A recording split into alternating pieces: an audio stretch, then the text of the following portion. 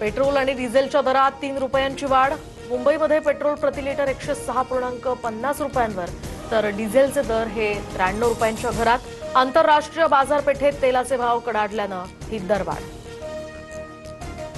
पुण्यात पेट्रोलचे दर 106.95 प्रति लिटर तर नागपुरात दर 107.14 रुपयांवर। डिझेल सुद्धा 3.11 रुपयांनी वाढून 93.69 रुपये प्रति लिटर।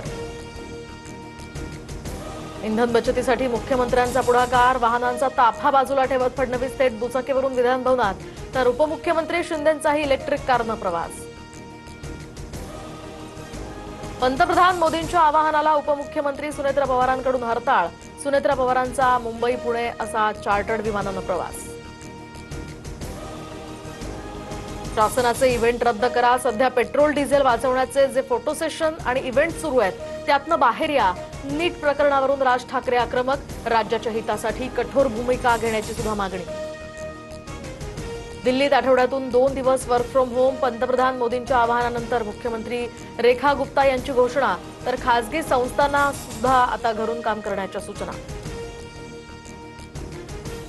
मुंबईत आजपासून 10% पाणी कपात। जलाशयातील पाणीसाठा 23.52% गेल्यानं हा निर्णय तर पालिकेकडून पाणी जपून वापरण्याचंही आवाहन।